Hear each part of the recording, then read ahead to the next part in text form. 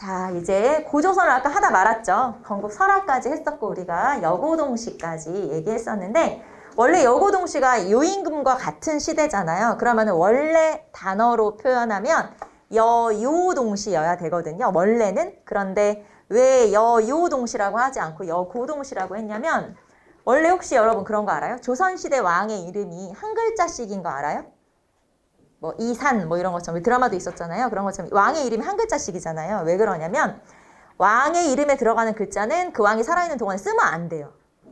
이름은 당연히 쓰면 안 되고 문서 같은 데도 잘 안 써요. 왕의 이름은.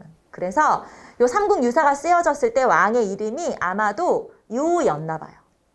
왕의 이름이. 우리가 왕의 이름까지는 알 수는 없지만 아무튼 요였나 봐요. 그래서 원래는 요동시여야 되는데 야, 그 요자 쓰지 마. 이렇게 된 거예요. 요자랑 제일 비슷하게 생긴 글자가 고자였어요. 그때는. 그래서 고자를 넣다 보니까 여요동시여야 되는데 원래는 한자로 하면은 여고동시가 된 거예요. 여고동시가 거기 아까 둘째 줄 우리 살펴봤죠? 요임금과 같은 시대라는 뜻이구나 라고 하는 거죠. 자, 뭐 아주 중요한 내용은 아니지만 그래도 여러분이 무슨 의미인지 좀 알고 넘어가면 이해하기 훨씬 또 남기하기 훨씬 편하기 때문에 제가 이렇게 어떤 내용에 대해서 조금 더 여러분이 이해하고 기억하기 쉽게 설명을 이렇게 할 거거든요. 그래서 잘 따라오시면 되겠고 자, 그러면 우리는 55페이지부터 보면 되겠죠? 자, 55페이지 한번 보도록 할게요. 자, 문헌이라고 나와 있죠? 이게 무슨 말이냐면 고조선에 대한 기록이 어디 돼 있어? 어디에 기록돼 있어? 그 얘기죠? 그래서 첫 번째 단군 설화부터 나와 있어요. 이거를 구분하셔야 되는데 무슨 말이냐면 단군 설화가 기록된 책이랑 자, 두 번째 줄 눌러볼게요. 두 번째 줄은 고조선에 대한 기록이랑 다른 뜻이에요. 단군 설화는 우리 금방 뭐 단군이 뭐 이렇게 내려와가지고 아니 그 단군이 아니죠. 환웅이 내려와서 뭐 어쩌고 저쩌고 이런 얘기를 단군 설화라고 하죠. 단군 설화가 기록된 책이랑 그 다음에 이 밑에 고조선 기록이라는 건 무슨 뜻이냐면 자, 우리나라에서 최초의 국가는 뭐예요? 고조선. 그래서 나라의 시작을 고조선으로부터 설정한 그 서적은 요 밑에 줄에 써 있는 거예요. 이해돼요? 그래서 밑에 줄에 있는 예를 들면 동국통감 여기에는 단군의 건국 이야기는 없는 거지. 무슨 말인지 알겠지? 그런데 우리나라 최초의 국가를 어디로 설정했어? 고조선으로 설정하고 있어요. 지금 제가 하는 말 이해되나요? 단군의 건국 설화랑 고조선에 대한 그냥 기록이랑은 다르다라는 거. 이해되죠? 네, 그래서 시험에는 단군의 건국 설화가 적혀있는 책은 뭐냐 그렇게 물어봐요. 따로따로. 알겠죠? 그래서 단군의 건국 설화가 기록된 책은 여러분 교재에 5권. 딱 5권만 나와 있죠? 자, 최초도 우리 이런 거는 기억해줘야 되죠. 최초. 네, 이런 건 기억해야 돼요. 최초는 삼국유사. 아까 우리 했던 것처럼 삼국유사고 자, 두 번째 제왕운기 그리고 세종실록 지리지 응제시주 그리고 동국여지승람 요런 책에 적혀 있죠. 여기는 단군 설화가 기록되어 있는 거고 자, 그 다음에 고조선에 대한 기록은 우리나라 최초 국가는 고조선이래. 요런 내용이 기록되어 있는 거고요. 거기 보시면 동국통감이랑 그리고 동사강목이나 해동역사나 요런 책이고 자, 중국 측의 기록 중에서 고조선이라고 하는 나라를 최초로 기록하고 있는 책이 바로 관자. 그래서 여러분이 이거는 알아야 되겠죠?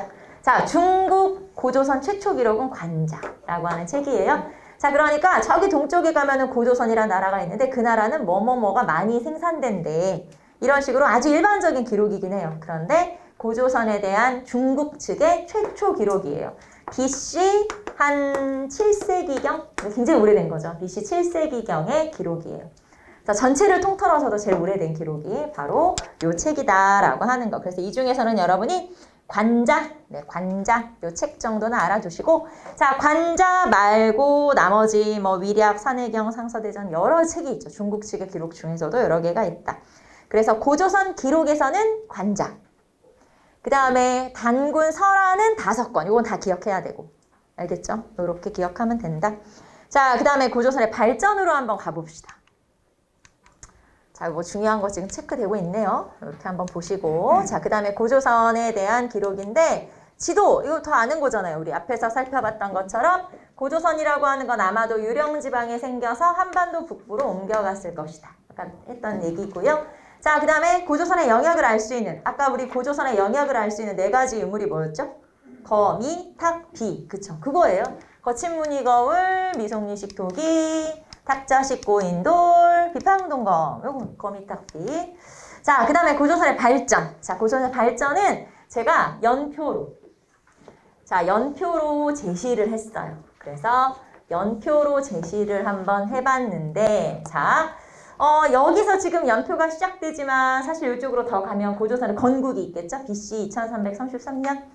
자, 그 다음에 철기가 들어오죠. BC 5세기경에 철기가 들어오니까 이제 그 내용은 앞에 있는 거고, 자, 우리는 여러분 교재에 55페이지에 발전 과정 나와 있죠. 자, 첫 번째 BC 4세기경부터 나와 있죠. 자, BC 4세기경에 연과 대립했다. 연과 대립. 자, 연이라는 나라가 있었어요. 중국이에요, 중국. 그래서 중국의 연나라라고 하는 나라가 있는데, 자, 이 고조선이 여기 있으면 국경을 이렇게 맞닿고 있었어요. 국경 근처에 있었던 나라죠. 중국의 나라인데, 자, 그런데 이 연이라는 나라가 꽤 성장한, 그러니까 고조선보다도 조금 더 성장한 나라였어요. 그래서 여기에서 BC 4세기경에 연과 대립했다는 건, 연이랑 싸웠어. 이런 뜻이 아니고, 그러니까 뉘앙스라는 게 있잖아요. 말하자면 그 뉘앙스가 뭐냐면, 야, 연나라는 자 춘추전국 시대라고 해서 중국의 그런 시대가 있었는데 그 중에 한 나라거든요. 그래서 전국 시대의 칠웅이라고 하는 좀 잘 나가는 나라 중에 하나가 연나라예요. 그러니까 꽤 발전한 나라인데, 이 연나라와 대립했다라는 건 연나라와 서로 경쟁할 만큼 고조선이 많이 성장했구나, 그런 뜻이에요. 그러니까 연과 대립했어. 아, 연이랑 싸웠구나. 아니고 연나라랑 서로 경쟁할 정도로 고조선 많이 컸는데 약간 그런 의미다라고 보시면 되죠. 그래서 연과 대립할 정도로 성장을 하다가, 자, 그런데 아무래도 서로 경쟁하고 대립하고 있는 상태라고 했잖아요. 그러자 연나라에서 쳐들어온 거예요. 서로 이제 대립관계 있었기 때문에. 그래서 연나라 장군 진계라는 사람이 쳐들어오게 된 거죠. 언제? 한 3세기를 전후한 시기에. 자, 그런데 이 연나라의 장군 진계가 쳐들어와서 약 2천여 리의 땅을 상실했어요. 2천여 리의 영토를 상실하게 된다. 쉽게 말하면 땅을 빼앗겼다는 거죠. 자, 그러면 2천여 리나 빼앗겼으니까 이제 더 이상 요령지방에 있을 수가 없게 돼서 옮겨가게 된 거예요. 그래서 요 연나라 장수 진계의 침입이다라고 하는 건 결국에는 중심지가 이동하게 되는 계기가 됐구나. 자, 그러면 중심지는 아까 어디서 어디로 이동했다고 했냐면 요령지방에서, 요령지방이 요동지방이라고 보시면 돼요. 요령지방에서 한반도 북부로 이동했구나. 이렇게 볼 수가 있어요. 그래서 중심지 이동의 원인이 뭐냐? 결국에는 요거죠, 요거.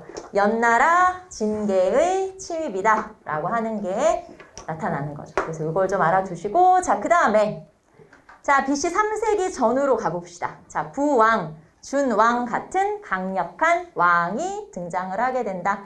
자, 부왕, 준왕 같은 강력한 왕이 등장한다. 자, 무슨 말이냐면, 여러분 고조선이라는 나라를 세운 건 누구? 당군안검? 자, 그런데 이 당군안검이라고 하는 게 사실은 뭐의 명칭이라고 했냐면 군장의 명칭이라고 했잖아요. 자, 우리가 이제 아직 안 배웠어요. 국가 발전 단계를 배울 건데 아직은 안 배웠지만 이 군장이라고 하는 사람이 다스리는 국가를 군장국가라고 해요. 그래서 고조선이라는 나라는 성동기 시대에 군장국가라고 하는 형태, 그런 단계로 건국이 된 거예요. 자, 그런데 이 군장국가 단계에서 건국을 한 뒤에 이 군장국가가 더 성장을 하면 이제 왕이 등장을 하는 나라가 되는 거예요. 그런 걸 연맹왕국이라고 그래요. 연맹왕국은 군장국가의 연합체라고 봐도 되고, 연합국가라고 봐도 되고, 또는 왕이 다스리는 국가라고 봐도 돼요. 그래서 연맹왕국 단계로 등장을 했어요. 자, 그러면 둘 차이점, 가장 큰 차이점 뭐냐면 군장국가는 누가 다스려? 군장이. 연맹왕국은 누가 다스려? 왕이. 그쵸. 왕이 다스려. 아, 그래서 왕이 있구나. 자, 그런데 고조선이라고 하는 나라에서 그러면 왕이 등장한 게 언제야? 이때 왕이 등장했다는 거예요. 그러니까 쉽게 말하면 조금 더 업그레이드 된 거지. 나라가 조금 더 발전했다라고 볼 수 있어요. 자, 그런데 그 왕이 부왕. 부왕이 아버지였어요. 그리고 그의 아들인 준왕. 이렇게 대를 이어서 왕을 할 정도로 이런 걸 왕위의 부자상속이라고 하거든요. 이 부자상속만으로도 왕권이 세다라는 걸 알 수 있어요. 세진 거거든요. 그래서 왕이 다스리는 나라가 됐구나. 그러면서 아들한테 물려줬으니까 왕권이 세구나. 그런 나라구나. 라는 걸 알 수 있어요. 그러니까 쉽게 말하면 한 단계 발전했구나. 그게 바로 이거예요. 강력한 부왕, 준왕 등의 강력한 왕이 등장한 시기구나. 라는 걸 알 수가 있죠. 자, 그러면 고조선이 이렇게 쭉 발전을 하고 있을 때 여러분 교재에서는 한 BC 3에서 2세기 사이라고 되어 있어요.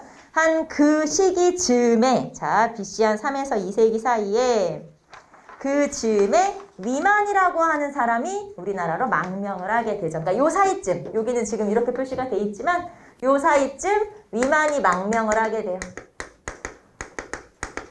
자, 위만이라고 하는 사람은 중국이 또 좀 혼란스러운 시대였기 때문에 이 중국의 혼란스러운 시대를 좀 피해서 자기를 따르는 세력을 한 천여 명 데리고, 자기 세력을 아예 데리고 고조선으로 망명을 했어요. 이때 왕이 누구였냐면 요 준왕. 자, 준왕한테 이제 쉽게 말하면 귀의, 뭐 항복이라고 해도 되고 망명이라고 해도 되고 왔어. 그러니까 준왕이 받아줬어요. 그래서 이 위만이라는 사람한테 벼슬을 줬어. 변방을 지키는 너를 따르는 세력들을 데리고 거기로 가서 그 지역을 지켜라. 그러면서 변방을 지키는 벼슬인 박사라는 벼슬을 줬어요.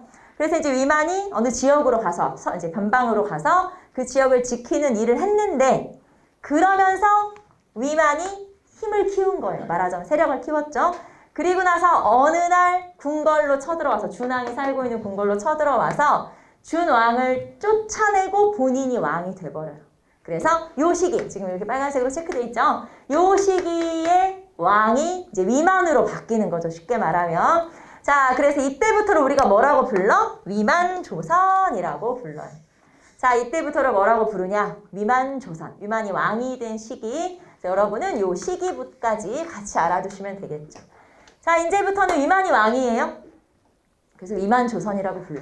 그래서 이 고조선이라고 하는 나라를 크게 위만조선 전. 자, 그러면 위만조선 전을 뭐라고 부르냐? 단군조선이라고 그래. 그리고 요 사이를 위만조선. 요 사이를 위만조선이라고 불러요. 그래서 단군조선, 위만조선, 그리고 이제 멸망. 요 시기가 멸망이거든요. 그래서 이렇게 세 개의 시기로 나눌 수가 있다라는 거. 자, 그러면 위만으로 왕이 바뀌었어. 자, 그럼 뭐가 달라졌냐? 이런 일들이 달라진 거예요. 그래서 훨씬 발전을 하게 된다. 그게 바로 위만조선의 성격, 특징이라고 볼 수가 있죠. 자, 그러면 우리는 위만조선 들어가기 전에, 그리고 위만이 처음 우리나라에 들어올 때, 아까 위만이 망명했잖아요. 처음 우리나라에 들어올 때 상투를 틀고 흰 옷을 입고 왔대요. 자, 그럼 이제 여기서 또 우리가 생각해 볼 게 뭐냐. 자, 위만 어디서 왔어요? 중국, 뭐 연나라인지 어딘지 모르겠지만 중국에서 왔어. 자, 그럼 중국에서 왔는데 그 중국에서 온 사람이 우리나라에 와서 왕위를 빼앗아 간 거예요. 그쵸? 자, 그러면 우리는 이때부터 중국의 속국? 식민지? 뭐라고 하면 되겠어? 마음에 드는 걸로 골라봐. 속국이라고 해. 뭐라 그래? 또 다 기분 나빠? 자, 무슨 말이냐면 위만이 와서 나라를 뺏은 거죠. 말하자면 중국 사람이 와서. 그럼 이때부터 우리를 뭐라고 봐야 되냐? 아까 제가 말했던 것처럼 속국이라고 봐야 되냐? 아니면 뭐 식민지라고 해야 되냐? 아니면 둘 다 기분 나쁘다? 이렇게 해야 되냐? 뭐냐? 여기서 이제 우리가 알 수 있는 건 사실 위만의 국적을 우리가 어떻게 알아요? 그쵸? 너 어디서 왔어? 물어볼 순 없잖아. 그러니까 여기서 알 수 있는 건 위만의 국적이 중요한 게 아니에요. 어느 나라 사람이냐가 중요한 게 아니라 위만이 와서 여기서 중요한 건 이거죠. 단군조선을 계승했어? 단군조선을 계승했냐 안 했냐? 이게 중요한 거예요. 무슨 말이냐면 위만이 와서 나라를 차지를 했는데 그 위만조선이 그 전에 있었던 단군조선을 그대로 계승을 한 거냐 아니면 아예 새로운 나라를 만들어버린 거냐. 그거에 따라서 우리 고조선의 정체성을 다르게 볼 수 있잖아요. 그래서 여기서는 위만이 과연 그 전에 있었던 단군조선을 그대로 이어간 거면 그냥 고조선인 거지 쭉. 시기는 바뀌었지만 고조선이고, 아니면 아예 새로운 나라를 세웠으면 또 다른 나라라고 봐야 되는 거잖아요. 규정을 할 수 있잖아요. 그래서 과연 위만조선이 단군조선을 계승한 거냐 만 거냐, 요거에 대해서 좀 생각을 해볼 필요가 있다는 거죠.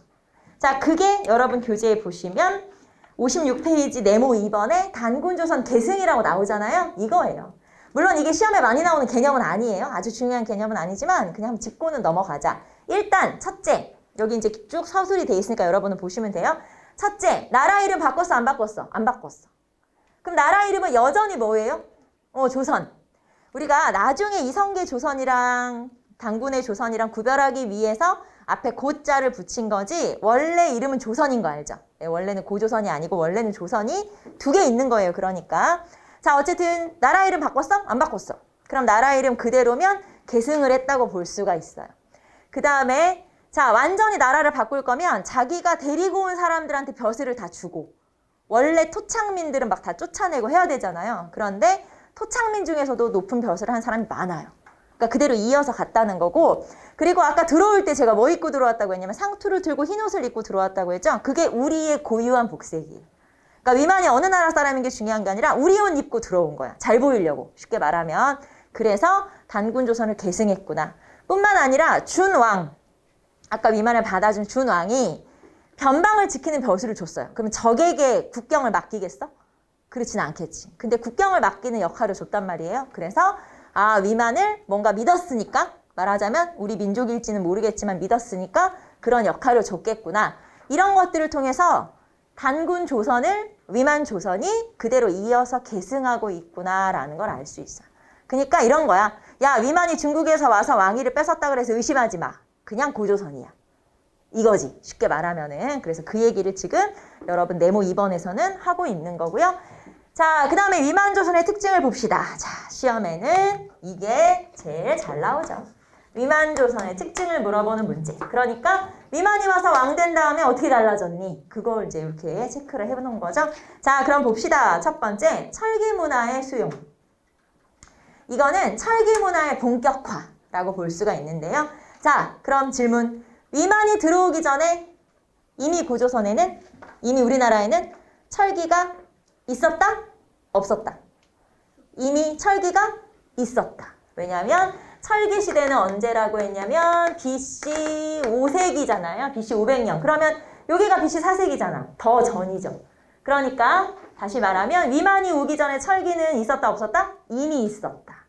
그런데 위만이 한 번 더 철기를 가지고 왔잖아요. 몇백 년 뒤에. 그러면 위만이 가지고 온 철기는 그 전에 고조선에 퍼진 철기보다는 어떤 철기? 더 발전하고 더 좋은 철기. 쉽게 말하면. 자, 그러니까 좀 더 발전적인 철기를 가지고 들어왔으니까 이때부터 본격적으로 철기 시대가 시작됐다. 더 본격화됐다라고 볼 수 있죠. 그래서 우리가 앞에서 철기 시대 배울 때 뭐라고 했냐면 BC 5세기에 철기가 들어왔고 BC 1세기경에 본격화되었다라고 하는 시기가 있었잖아요. 그거랑 딱 맞아 떨어지는 게 위만조선. 자, 그 얘기구나 라는 거 알 수 있고, 자, 두 번째, 진과 한 사이에 중개무역이 이루어졌다. 자, 한반도를 다시 한번 보시면, 자, 이제 한반도가 있다고 칩시다. 이제 고조선이 한반도 북부에 있다고 했잖아요. 여기쯤 고조선이란 나라가 있겠죠? 자, 그러면 고조선 아래에는 고조선 아니죠, 여기는. 한반도 남부는. 여기에는 조금조그만 소국들이 있었어요.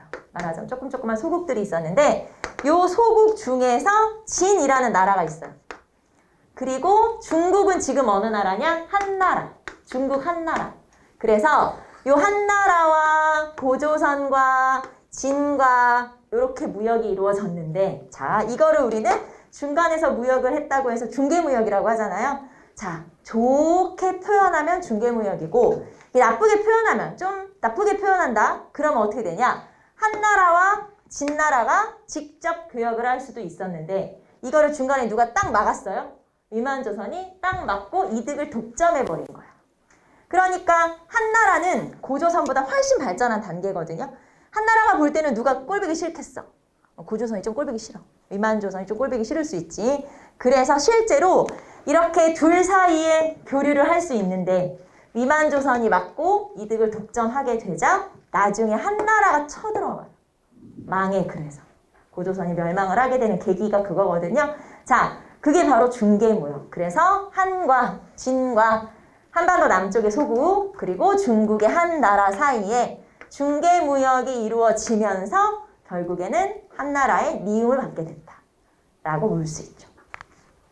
자, 그 다음에 경제력이 그러면 좀 빵빵하죠. 돈을 좀 벌었다는 얘기잖아. 쉽게 말하면. 그러니까 돈을 좀 벌었으니까 정복활동도, 무기도 더 많이 만들고 했겠죠. 그래서 주변의 소국들을 정복해 나가기도 해요. 그게 바로 뭐 임둔, 현도 이런 지역들, 지역 명칭이에요. 지역들을 점령했어. 자, 그 다음에 정치 조직이 훨씬 더 발달하게 되는데 물론 그전에도 고조선이라는 나라에 여러 벼슬들이 있었어요. 그런데 그런 벼슬들보다 훨씬 더 좀 뭐랄까요? 좀 더 세분화되고 정교한 그런 직책들이 생기면서 정치 조직이 훨씬 더 발전하게 되는데 여러분 교재에 보시면 56페이지 맨 밑에 나와 있죠? 자, 부왕적 성격의 비왕, 그리고 내정과 군사를 담당하는 대신, 상, 경, 장군 이런 어떤 직책들이 더 분화가 되고 더 조직적으로 바뀌었다. 이렇게 보시면 되겠죠? 자, 그래서 정치 조직이 발달하게 되었다. 자, 56페이지 맨 위로 올라가 보세요. 거기 보시면 관직 정비가 또 나오죠. 자, 거기에 왕 밑에 상, 대신, 대부, 장군 등의 직책이 이미 있긴 있었어. 그런데 이것뿐만 아니라 비왕이라든가 경이라든가 장군이라든가 조금 더 조직화되었다. 그래서 정치 조직이 훨씬 더 정비됐다라고 볼 수가 있죠. 자, 그래서 이렇게 위만조선의 발전. 자, 그 다음에 이제 옆으로 넘어가시면 중개무역, 정복활동 이런 것들이 언급이 되죠. 자, 그래서 위만조선이 이렇게 발전을 하고 있었는데, 자, 위만조선은 아까 누구의 미움을 좀 살짝 받았다? 한나라 미움을 좀 받았다. 말하자면 한나라하고도 좀 이렇게 대립 관계였었다라고 볼 수 있고, 이 한나라에서는 고조선이 좀 마음에 안 드는 거야. 좀 불편해. 말하자면 좀, 쟤네들은 왜 저러지? 이러면서 좀 불편해. 그래서 요 한나라와 고조선이 약간 좀 껄끄럽구나 라는 걸 알 수 있는 사건들이, 자, 요 사건들이 여기 보시면 창해군 설치, 그리고 서파 살해 사건, 요런 사건들이 있었어요. 요런 사건들은 지금 보시면 여기가 위만조선이라고 했잖아요. 그래서 위만조선 시기 안에 존재한다. 자, 창해군 설치라고 하는 건 뭐냐면 한반도의 소국 중에서 한반도의 소국 중에서 예라고 하는 나라가 있었어요. 그런데 이 예의 장군이 군장의 남녀라는 사람이었거든요. 그런데 이 남녀라고 하는 사람이 한나라에 항복을 해버린 거예요. 그러니까 예란 나라는 이제 없어진 거죠. 한나라에 항복을 해버리자 한나라에서 이 예라는 나라가 있었던 지역에다가 창해군이라는 관청을 설치한 거예요. 창해군은 행정구역이라고 생각하시면 돼요. 한나라가 관청을 설치해서 이 지역을 다스렸다. 이렇게 보시면 되는데 한반도 안에 생긴 최초의 군현이라고 그래요. 이런 걸. 군현이 처음 생겼죠.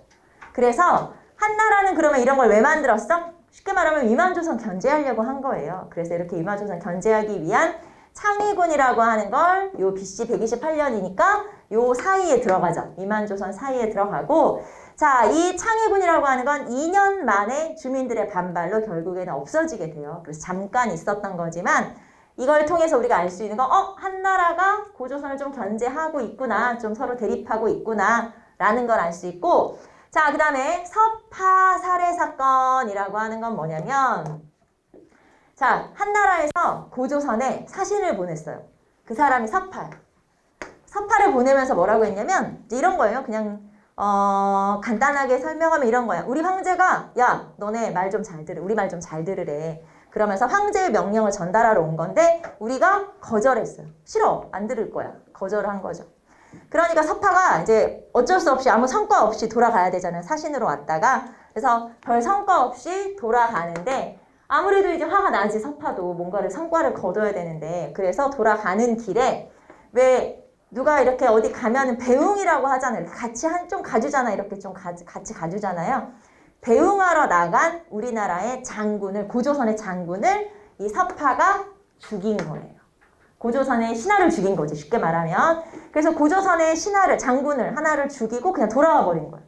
그래서 이 서파라는 사람은 벼슬을 하게 되고 잘 나가게 되는 거야. 그러니까 이제 우리 입장에서는 서파를 어떻게 하겠어? 이제 복수해야겠지. 그래서 쫓아가서 이번에는 서파라는 사람을 죽이게 돼요. 그게 서파 살해 사건이에요. 자, 사신으로 왔던 서파가 나중에 우리나라 장수를 죽이게 돼. 배웅하던 장수를 죽이게 되고 결국에는 우리나라에서 고조선에서 서파를 죽이게 되자 이 사건을 계기로 해서 한나라가 침입을 하게 되죠. 그래서 한나라의 공격을 받아서 약 1년여 동안 전쟁이 벌어지게 되죠. 그리고 1년여 동안 우리가 힘을 다해서 막았지만 결국에는 한나라가 훨씬 더 발전한 국가라고 했으니까 당연히 이제 우리가 밀리게 되고 그리고 그 과정에서 꼭 이렇게 나라가 힘들면 왜 막 지도층끼리 싸우고 막 그러더라. 그래서 어떤 신하가 왕한테 뭘 건의했는데 잘 들어주지 않고 하니까 결국에는 왕을 죽이게 돼요. 그러면서 이제 막 왕은 죽었지 나라는 넘어가게 생겼지 결국에는 어떻게 되겠어? 멸망이지 뭐. 그래서 결국 멸망을 하게 된다. 그게 바로 BC 108년이죠. 그래서 BC 108년에 자, 한 무제의 침입, 한 무제가 한나라 황제, 말하자면 한 무제의 침입으로 고조선이 멸망을 하게 되고 자, 그러면 고조선이 멸망했어. 마지막 왕이 누구였냐? 우거왕이었어요. 우거왕이 살해를 당하고 그 다음에 그럼 마지막 성이 어디였어? 평양의 근처에 있었겠죠? 대동강 유역이니까 왕검성이에요. 그래서 왕검성이 함락되면서 결국에는 멸망, 고조선은 멸망을 당하게 되죠. 이게 바로 BC 108년이고 자 그러면 한나라가 고조선을 멸망시킨 그 자리에다가 한나라의 관청을 설치한 거예요. 그리고 한나라가 아니죠. 한 군현을 설치하고 한동안 이 지역을 고조선의 땅을 다스리게 되는데 자, 한 군현이라고 해서 여러분 교재에 보시면은 58페이지에 한 사군이라고도 하거든요. 낭랑, 진번, 임둔, 현도 이렇게 4개가 만들어지게 돼요. 물론 이거 다 외우실 필요 없어요. 그냥 한 군현이 설치됐구나. 자, 그래서 한나라 사람들이 들어와서 중국 사람들이 들어와서 이 고조선의 땅을 차지하고 여기 살았다는 거예요. 자, 언제까지 살았냐면 요 한 군현이 완전히 쫓겨난 게 언제냐면 낭랑과 대방이 축출된 게 4세기 초 미천왕이에요. 고구려 미천왕 때 완전히 축출되는데 낭랑이 313년에 대방이 314년에 쫓겨났으니까 그러면 BC 108년부터 313년까지 있었다는 얘기죠. 말하자면 약 400년 동안 중국 사람들이 한반도 내에 들어와 살았어요. 그리고 그거를 완전히 쫓아낸 건 고구려 미천왕이라는 왕 때 완전히 쫓아내게 되죠. 그래서 어쨌든 한 군현이 설치돼서 한동안 중국 사람들이 여기 들어와 살았구나. 이렇게 볼 수가 있죠. 자, 그래서 여기가 이제 고조선의 발전. 자, 시험 문제는 어떻게 나오냐면 시험 문제는 주로 이렇게 나와요. 자, 요 지금 시기처럼 자, 시기를 한번 체크해 보시면 돼요. BC 194년, BC 108년, 그리고 가나다. 그래서 각 시기에 들어갈 내용으로 알맞은 것을 골라라. 이런 식의 문제가 가장 많이 나오고 고조선에서 만약에 문제가 어렵다? 발전을 물어보는 문제가 대부분이에요. 그러니까 사실 보면 뭐 별로 어려울 건 없죠? 다만 이제 시기가 헷갈려서 그렇지. 그래서 보통은 이렇게 물어보는 문제가 가장 많이 출제가 된다라는 거 알아두시고 그럼 창의군 설치 언제일까요? 여기서는 나로 들어가면 되겠죠?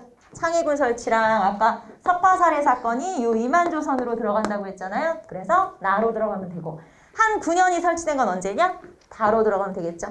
연나라 징계가 쳐들어왔어. 가로 들어가면 되고 이런 식으로. 그래서 고조선에서 가장 많이 나오는 문제의 유형은 이렇게. 알겠죠? 그래서 발전을 알아두시면 되고 그 다음에 두 번째는 이거예요. 위만조선의 특징 물어보는 거. 위만조선이라고 하는 위만이 왕이 돼서 다스릴 때 그때 어떻게 달라졌어? 이렇게 위만조선에 대해서 물어보거나 아니면 이렇게 발전에 대해서 물어보거나 이런 문제가 출제되는 경우가 가장 많다. 무슨 말인지 알겠죠? 그런 식으로 문제가 나오니까 알아두시면 되겠다. 자, 그 다음에 우리는 넘어가서 자 이제 고조선의 사회로 가봅시다. 자, 고조선에 법이 남아있는 거 알죠, 여러분? 고조선에 법이 남아있어서 당시 고조선 사회에서 무슨 일이 있었지라는 걸 우리는 알 수가 있다. 자, 그러면 고조선의 사회를 알 수 있는 증거가 뭐냐? 팔조법. 팔조법, 팔조금법이라고도 하고 법금이라고도 하고요. 자, 그러면 팔조법에 대한 기록이 어디 나와 있어? 한서지리지.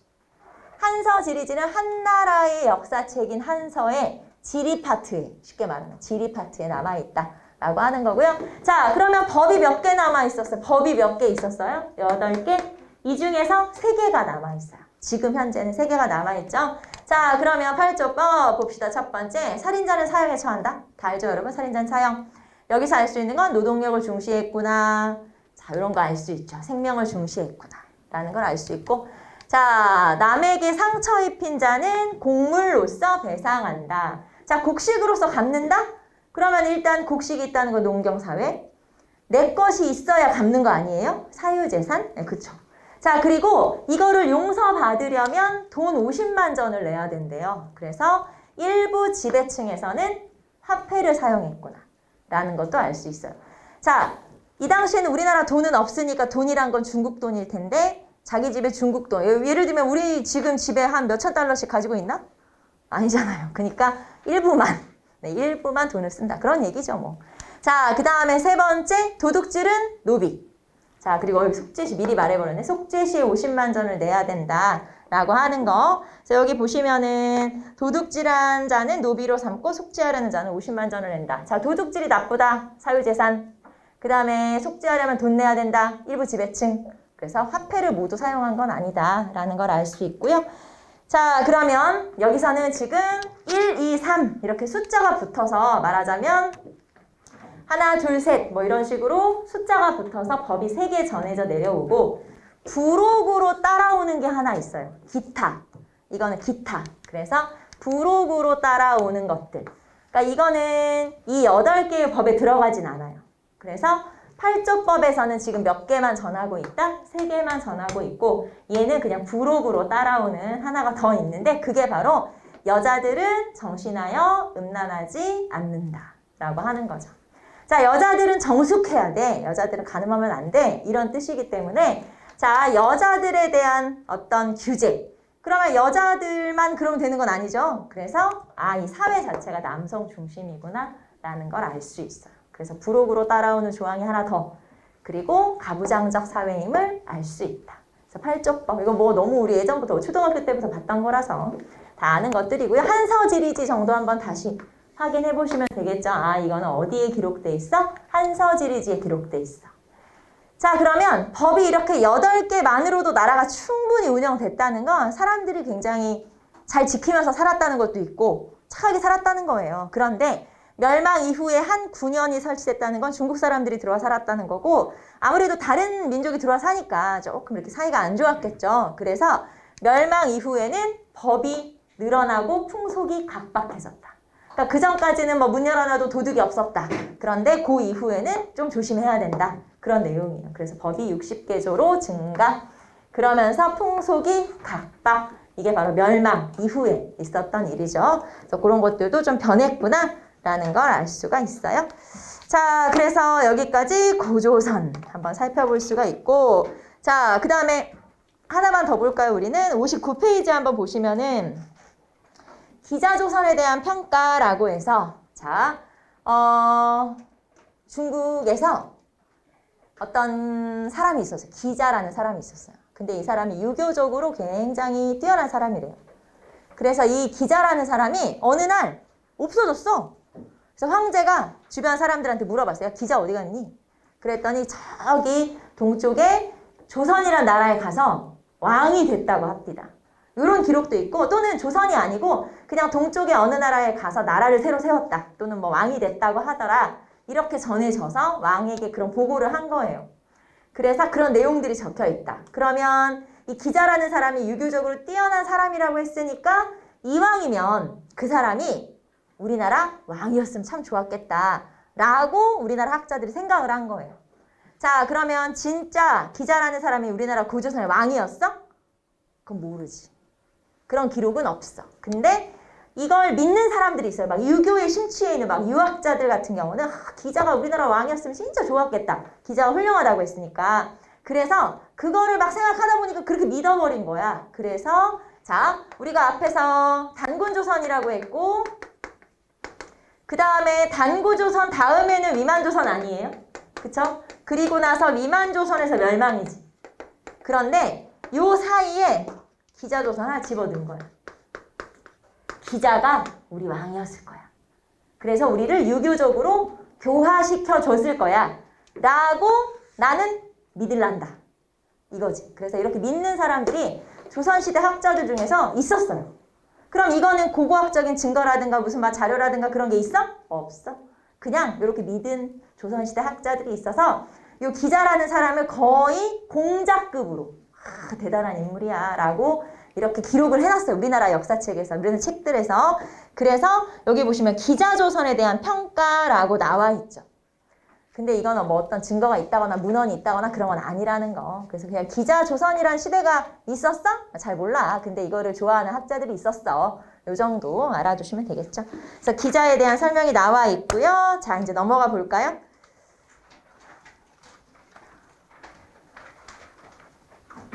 잘 듣고 있죠? 이게 지금 마의 2시 반이라서 마의 2시 반. 다들 몽롱한 마의 2시 반이라서 여러분 잘 듣고 있을 거라고 생각하고. 자, 이제 3단원이죠. 여기 보면 여러 나라의 성장이라고 돼 있어서 철기 시대 여러 나라 또는 초기 국가. 여기는 이제 철기 시대 여러 나라들에 대해서 한번 정리를 해볼 건데요.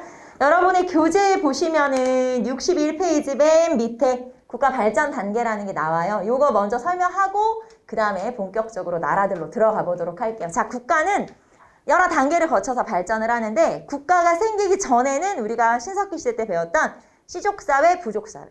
요런 이제 시족사회, 부족사회에서 자, 청동기 시대로 넘어가면서 드디어 국가가 생기죠. 자, 그 국가 첫 번째 단계가 군장국가예요. 군장국가는 말 그대로 뭐가 없어? 왕이 없는 단계. 자, 그래서 군장국가라는 건 왕이 없다. 자, 왕이 없고 군장이 다스리는데 요 군장은 나라마다 명칭은 조금씩 달라요. 그래서 뭐 단군 안검일 수도 있고 여러 식으로 여러 명칭은 다르죠.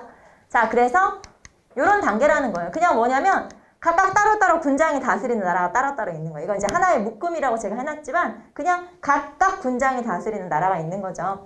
자, 그러다가 연맹왕국으로 발전을 하게 돼요. 연맹왕국은 누가 있냐면 왕이 존재하는 거죠.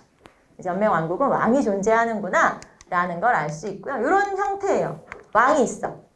하지만 군장들이 각각 자기 지역을 따로따로 다스리는 거예요. 자, 군장국가가 5개 있는데 이 중에 대표 한 명이 왕이야. 그렇다고 해서 왕이 엄청 세진 않아요. 이 왕이 나머지 군장보다는 조금 세지만 나머지 군장들이 같이 힘을 합쳐서 왕을 쫓아낼 수도 있다. 그래서 이 연맹왕국의 가장 큰 특징은 왕권이 좀 미약하다. 왕권이 약하다라는 게 가장 큰 특징이라고 볼 수 있고요. 이 단계에서 이제 왕권이 세지죠. 그럼 중앙집권국가라고 하는 단계로 발전해요.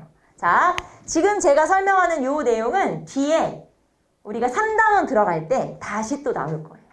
그래서 이거는 그냥 맛보기 정도로 지금 우리가 배우는 단계는 군장국가와 연맹왕국 단계의 국가들을 배우는 건데 이제 조금 더 뒤에 중앙집권국가 단계로 들어갈 때 조금 더 이 얘기를 자세하게 할 거예요. 그래서 우선은 지금 우리가 배우는 단계가 군장국가와 연맹왕국 단계구나 정도만 알아두시면 되겠고, 자, 그러면 이제 바로 우리 61페이지죠? 초기 국가의 성립 들어가도록 할게요. 자, 나라의 지도가 여러분 책에 나오는 지도 똑같은 거예요. 지도 한번 쭉 보시면 자, 지도에서 일단 위치 한번 쭉 확인하고 넘어갑시다. 첫 번째 부여. 부여는 지도에 보시면 송화강 유역의 평야지대에 나라가 생겼어요. 평야지대에 나라가 생겼기 때문에 먹고 살만해. 그냥 웬만치 먹고 살아.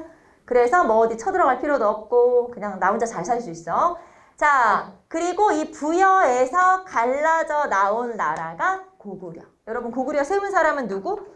주몽. 주몽이 원래는 어디서 태어났냐면 부여에서. 그래서 유아 부인이 부여의 금화왕과 결혼해서 이제 살게 됐고, 하지만 이 주몽은 이제 다른 표현이 좀 그런데 다른 남자의 아이였었지. 뭐 아무튼 그런 게 있어. 그래서 주몽이 태어났지만 배다른 형제들한테 밀려서 결국에는 더 아래쪽으로 내려와서 나라를 세우게 되죠. 자, 쫓겨 내려와서 나라를 세웠기 때문에 고조선이 세워진 자리는 산악지대, 쉽게 말하면 산속에 나라를 세우게 되죠. 자, 거기에 도시 이름이 2개 체크돼 있을 거예요. 고구려의 초기 수도, 처음 수도는 졸본. 여러분 거기 도시 2개 체크돼 있죠? 그리고 이 졸본이 너무 산간이야. 조금 넓은 데로 옮긴다. 국내성으로 천도를 하게 돼요. 그래서 졸본에서 국내성으로 천도. 이 얘기는 또 조금 이따 할 거고. 자, 그 다음에 위치를 볼게요. 옥저로 갑시다. 자, 지금 이렇게 되어 있죠. 여기 허리가 이렇게 되어 있죠. 여기가 원산이거든요. 요 위가 함경도. 그 다음에 요 아래가 강원도. 그래서 함경도 동해안이 옥저. 강원도 동해안이 동해. 이렇게 볼 수 있죠. 자, 대체적으로 지금 옥저와 동해는 한반도의 동쪽에 치우쳐 있는데 원래 우리나라 문화는 어디서 들어와요? 중국에서. 그럼 중국에서 멀지. 옥저와 동해는 발전이 좀 늦어. 네, 맞아요. 그래서 지리적 위치 때문에 발전이 좀 늦다라는 것도 지도만 보고도 우리가 알 수 있고요. 자, 그 다음에 마한, 변한, 진안으로 내려갑시다. 마한, 변한, 진안도 위치를 한번 확인해 보세요. 마한은 전라 충청, 지금으로 하면은. 그리고 경상남도 쪽이 변환이죠. 그리고 북도 쪽이 진안이고. 그래서 이렇게 되어 있다라는 걸 알 수가 있어요. 자, 그래서 지도를 통해서 우리가 위치와 더불어서 특징 간단하게 한번 살펴봤고요. 자, 그 다음에 이제 부여부터 한번 조금 더 자세하게 살펴볼게요. 자, 일단 요 철기시대 여러 나라들에 대한 기록은 어디에 되어 있냐면, 자, 여러분 62페이지로 넘겨서 삼국지 위지 동의전에 요 기록이 남아있어요. 삼국지 위지 위서 동의전에. 자, 우리나라가 삼국시대였을 때 중국도 삼국시대였던 적이 잠깐 있었죠. 중국의 삼국시대는 위촉오라고 하는 세 나라가 있었고, 그 중에 조조가 위나라예요. 그 위나라의 지리편에, 그러니까 위나라의 그 이제 부록으로 따라오는 내용 중에 요 철기시대 여러 나라, 우리나라에 대한 기록이 남아있어요. 그래서 삼국지 위서, 위지, 동의전에 이렇게 이제 기록이 되어 있다. 자, 지금 제가 말한 건 여러분 첫 번째 사료인 사료탐구의 출처가 삼국지 위서 동의전인 거 보이죠? 그래서 요 지금 부여부터 시작해서 삼안까지 철기시대 여러 나라에 대한 기록은 삼국지 위지 동의전이라는 책에 기록되어 있다는 것도 봐두시고, 자, 위치부터 볼까요? 아까 어디였냐면 송화강 유역의 평야지대. 그래서 먹고 살만하고. 발전 볼까요? 발전에서 여기서 하나 더 체크해야 될 게 있어요. 자, 거기 보시면은 발전에서 1세기 초에 왕호를 사용했다. 1세기 초에 왕호를 사용했다. 이것도 한번 체크해 두시면 되겠죠. 원래 부여는 여기 써 있는 것처럼 BC 4세기경에 군장국가 단계에서 생겨서 1세기경에 연맹왕국으로 발전하게 된 거예요. 군장국가 단계에서 생겨서 이때 왕이라는 칭호를 썼다는 건 왕국이라는 거죠. 그래서 연맹왕국으로 발전하게 됐다. 1세기 초에 왕호를 사용했고, 자, 그 다음에 3세기 말에 선비족의 침입으로 쇠퇴했다가 망한 건 언제냐? 5세기 말에 고구려한테 망했어요. 그래서 결국에는 5세기 말까지. 그럼 여러분 부여라는 나라는 도대체 얼마 동안 있었던 나라인 거예요? 그러면 BC 4세기경부터 400년에다가 494년이면 거의 500년이죠. 900년 정도 존재했던 나라예요.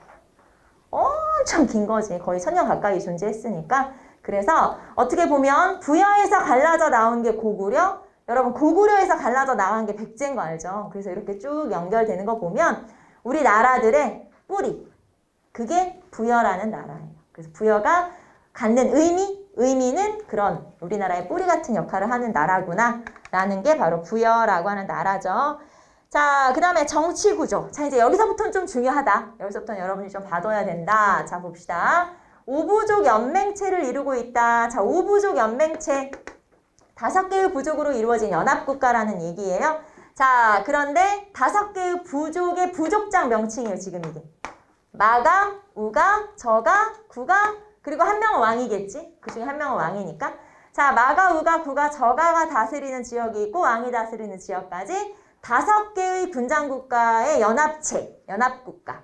그게 바로 연맹왕국이고, 자, 마가, 우가, 저가, 구가는 각각 가축을, 동물을 상징하겠죠? 말, 소, 저는 뭐예요? 저 돼지. 저팔계 할 때 저. 알겠죠? 그 다음에 구, 개. 왜 시골에 가면 지금은 뭐 개 이름이 다 예쁘지만 옛날에 그냥 막 밖에서 키우는 개는 다 백구왕구. 다 이름이 그랬거든요. 한 5, 60년대? 요럴 때. 그러니까 구라는 건 개예요. 자, 그러면 이렇게 가축이나 동물의 이름을 가지고 이름을 지었다는 건 여기서 정말 이 나라에서 중요하게 생각하는 게 뭐구나? 목축이구나. 네, 그렇게 알 수 있는 거예요. 목축이구나. 자, 그 다음에 오부족 연맹체인데 요 마가, 우가, 구가, 저가가 다스리는 지역. 말하자면 5개의 부족국가가 있다, 군장국가가 있다고 하지만 각각 자기 지역은 자기가 다스리는 거예요.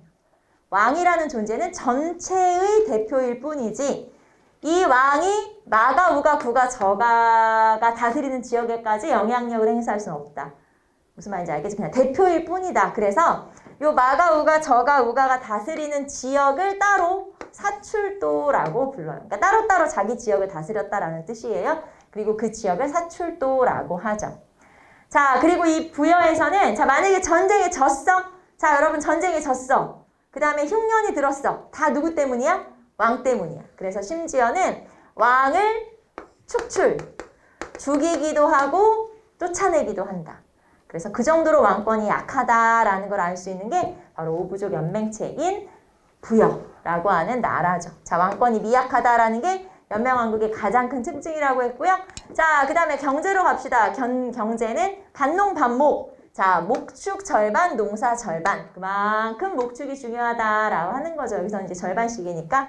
자, 그 다음에 특산물은 말, 주옥, 모피. 뭐 말은 알 거고 주옥은 뭐냐? 붉은 옥이란 뜻이고요. 그 다음에 모피는 뭐 털가죽이니까 그래서 이런 거를 특산물로 하고 있다.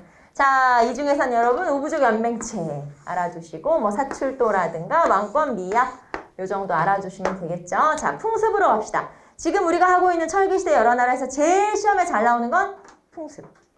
풍습이에요. 그래서 풍습을 한번 쭉 살펴보도록 할게요. 자, 첫 번째 순장. 순장이라고 하는 건 높은 사람이 죽으면 왕이나 뭐 이런 사람이 죽으면 신하나 노비를 주변에 산채로 묻어버리는 거. 그런 걸 순장이라고 하고요. 가운데 좀 큰 무덤이 있으면 주변에 50개에서 100개 정도의 작은 무덤들이 존재해요. 다 순장이라는 뜻이에요. 그 순장 무덤이 존재한다. 자, 그 다음에 형사, 취수제. 형사, 형이 죽으면 취수, 형수를 책임진다. 밑에 남동생이 형수를 책임지는 거예요. 형수와 조카를 책임진다. 자, 이거는 지금 우리가 생각하면 이상하지만 이게 만약에 형수가 형의 재산과 아이들을 데리고 다른 남자한테 시집을 간다? 그러면 노동력이 빠져나가는 거잖아요. 재산과 노동력이 빠져나가기 때문에 그거를 지키면서 또는 형수의 생계를 책임지기도 하죠. 그래서 그런 의미를 담고 있는 게 형사, 취수제라고 하는 독특한 결혼제도, 혼인제도라고 볼 수 있고요. 자, 그 다음에 영고라고 해서 제천행사를 지내요. 자, 제천행사라고 하는 건 하늘의 제사를 지낸다라고 하는 거고, 자, 제천행사가 부여에서는 영고라고 하는 제천행사였죠. 자, 보통 그러면 제천행사를 지낸다는 건 보통 추수감사의 의미를 가지고 있어요. 자, 이런 농사를 잘 짓게 해주셔서 감사합니다 라고 비는 건데, 그럼 보통 몇 월에 우리나라는 추수감사제 같은 걸 지낼까요? 한 10월쯤, 왜냐면 추석이니까 추석이라고 생각하시면 돼요. 보통은 한 10월쯤 추수감사의 의미를 담은 제천행사를 지내는데 여기에서는 12월이란 말이지. 자, 그러면 10월에 농사를 지었어. 수확을 했어. 그럼 2달은 뭐해? 왜 2달 동안 있다가 그 뒤에 제사를 지내냐? 여기서는 수렵을 하기 때문이에요. 그래서 수렵사회의 전통이 남아있기 때문이다. 자, 다른 나라는 다 10월이에요. 여기만 12월이야. 왜냐면 여기서는 이런 거예요. 그냥 간단하게 생각하면 이런 거예요. 10월에 농사를 다 지었지. 수확을 했어. 자, 이제부터는 사냥할 거야. 사냥이 끝나야 제사를 지내는 거지. 그래서 다른 나라보다 북쪽에 위치하고 있고 수렵을 중요하게 생각하는 나라, 목축을 중요하게 생각하는 나라니까 여기서는 그런 거 싹 끝낸 뒤에 제사를 지내니까 다른 나라는 다 10월, 여기만 12월. 그래서 부여 영고는 12월이다 라는 거 알아두시면 되겠고, 자, 우제전법, 소를 죽여서 발굽을 가지고 점을 치는 거죠. 왜 족발 알죠? 족발. 족발은 돼지인가? 그래. 소도 발굽이 이렇게 갈라져 있어요. 그래서 그 발굽을 잘라서 불에 그을려서 점을 치는 거예요. 그래서 이렇게 동물 이용해서 점을 친다. 우제점법이라고도 하고 우제점복이라고도 하고요. 자, 그리고 흰 옷을 입었다는 풍습이 있고 은나라의 달력을 이용했다. 그래서 은력이라는 건 은나라 달력을 썼다라는 뜻이에요. 자, 이 중에서 가장 중요한 건 순장과 영복. 이게 가장 중요하겠죠. 이런 거 체크 한번 해보시고. 자, 그 다음에 부여에 법이 있었어요. 사조목. 자, 한번 지워볼게요. 부여의 사조목은 어떤 게 있냐? 자, 고조선의 팔조법처럼 부여에는 법이 4개 있었는데 그 4개가 뭐냐면 살인자는 사형, 간음한 자는 부정을 저지른 자는 사형, 질투가 심한 부인은 사형. 다 죽이는 거지. 사형. 그리고 남의 물건을 훔치면 일책 12법. 이거 12배로 배상하는 거예요. 12배로 배상하는 일책 12법이 있었어요. 그래서 이렇게 쭉. 자, 그러면 여러분 다시 한번 비교해보세요. 고조선에서는 어떤 경우에 노비로 삼지? 도둑질하면 노비로 삼아요. 그런데 부여에서는 살인자는 죽이고 가족은 노비로 삼아요. 그러니까 무슨 뜻이냐? 비슷한 것 같은데 다르다 이 말이에요. 자, 여러분한테 헷갈리지 말아라 라고 하는 거예요. 자, 고조선의 팔조법에서는 도둑질하면 노비. 그런데 부여의 사조목에서는 살인자의 가족은 노비. 알겠죠? 조금 다르다라고 하는 거예요. 그래서 여기에서는 사조목, 4개의 법이 있었다라고 하는 거죠. 사조목이 있었다. 자, 부여에서는 그래서 오부족 연맹체라고 하는 거, 그리고 순장, 영곡 이런 것들이 시험에는 잘 나오고요. 자, 여러분 그러면 우리는 이제 잠깐 쉬어야 되니까 좀 쉬기 전에 62페이지 한번 볼까요? 자, 이 철기시대 여러 나라에서는 시험에 뭐가 나오냐면 이런 식으로 사료를 제시하고 그 사료를 가지고 다음에서 설명하고 있는 이 나라의 풍습이 뭐냐 이렇게 물어보는 경우가 많아요. 그래서 여러분이 풍습을 꼭 사료를 꼭 읽어보셔야 되는데 자, 예를 들면은 어디가 나오냐면 내가 지금 사료를 찾고 있는데 사료가 어딨지? 예를 들면 자, 여러분 64페이지 한번 보시면은